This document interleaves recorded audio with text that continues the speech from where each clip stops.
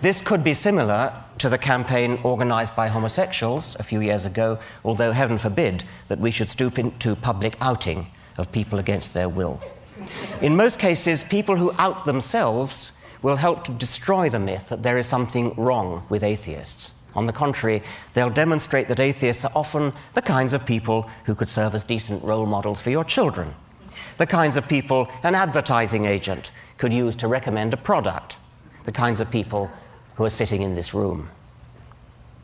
There should be a snowball effect, a positive feedback, such that the more names we have, the more we get.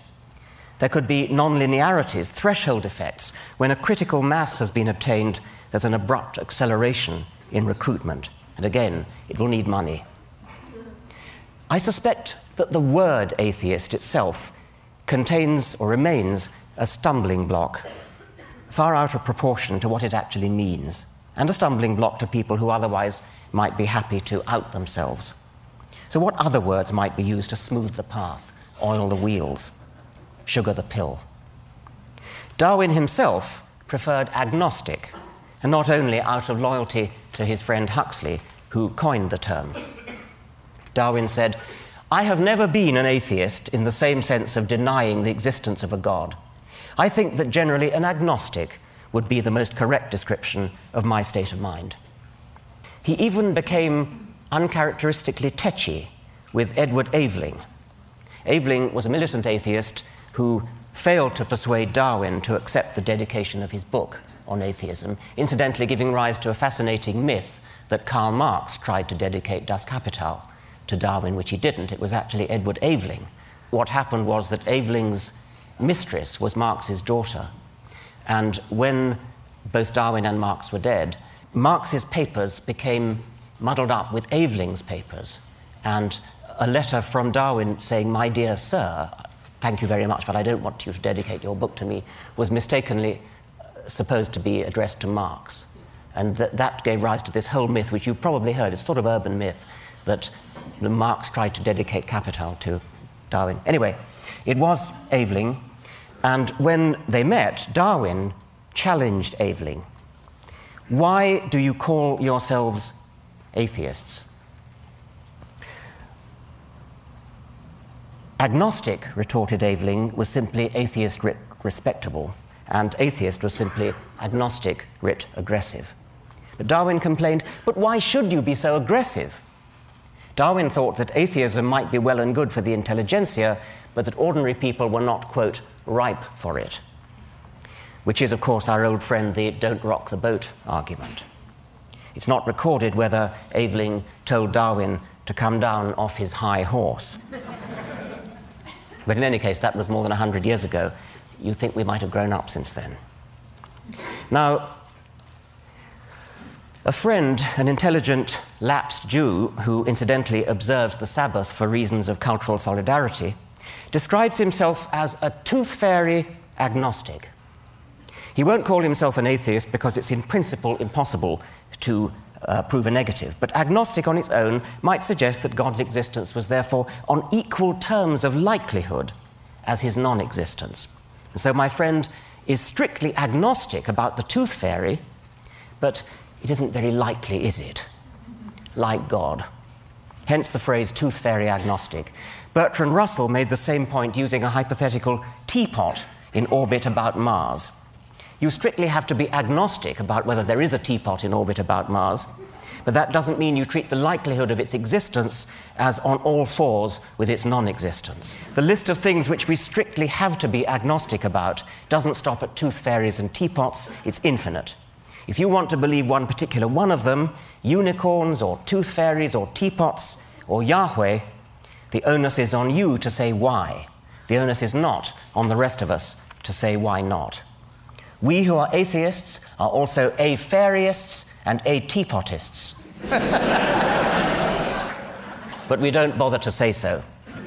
And this is why my friend uses tooth fairy agnostic as a label for what most people would call atheist. Nonetheless, if we want to attract deep down atheists to come out publicly, we're going to have to find something better to stick on our banner than tooth fairy or teapot agnostic. So how about humanist? This has the advantage of a worldwide network of well-organized associations and journals and things already in place. My problem with it is only its apparent anthropocentrism. One of the things we've learned from Darwin is that the human species is only one among millions of cousins, some close, some distant. And there are other possibilities like naturalist, but that also has problems of confusion because Darwin would have thought naturalist. Naturalist means, of course, as opposed to supernaturalist, and it is used sometimes. Darwin would have been confused by the other sense of naturalist, which he was, of course, and I suppose there might be others who would confuse it with nudism. Such people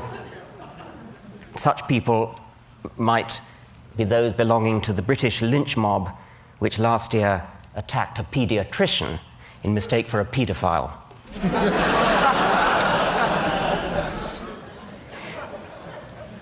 I think the best of the available alternatives for atheist is simply non-theist.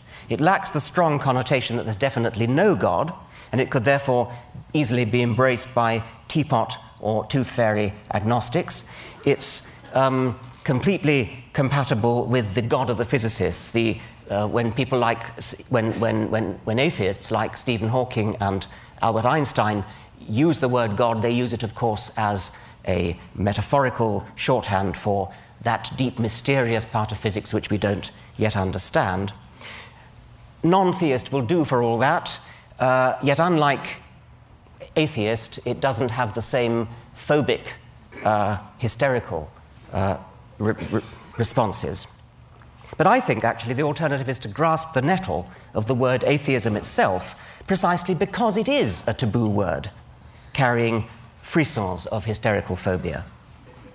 Critical mass may be harder to achieve with the word atheist than with the word non-theist, or some other non-confrontational word. But if we did achieve it with that dread word, atheist itself, the political impact would be even greater. Now, I said that if I were religious, I'd be very afraid of evolution. I go further. I would fear science in general if properly understood. And this is because the scientific worldview is so much more exciting, more poetic, more filled with sheer wonder than anything in the poverty-stricken arsenals of the religious imagination. As Carl Sagan, another recently dead hero, put it, how is it that hardly any major religion has looked at science and concluded this is better than we thought? The universe is much bigger than our prophets said, grander, more subtle, more elegant. Instead, they say, no, no, no, my God is a little God, and I want him to stay that way. A religion, old or new, that stressed the magnificence of the universe, as revealed by modern science, might be able to draw forth reserves of reverence and awe hardly tapped by the conventional faiths. Now, this is an elite audience, and I would therefore expect about 10% of you to be religious. Many of you probably subscribe to our polite cultural belief that we should respect religion. But I also suspect that a fair number of those secretly despise religion as much as I do. If you're one of them, and of course many of you may not be, but if you are one of them, I'm asking you to stop being polite, come out and say so. And if you happen to be rich, give some thought to ways in which you might make a difference. The religious lobby in this country is massively financed by foundations, say nothing of all the tax benefits, by foundations such as the Templeton Foundation and the Discovery Institute. We need an anti-Templeton to step forward. If my books sold as well as Stephen Hawking's books, instead of only as well as Richard Dawkins' books, I'd do it myself. People are always going on about how did September the 11th change you? Well, here's how it changed me. Let's all stop being so damned respectful. Thank you very much.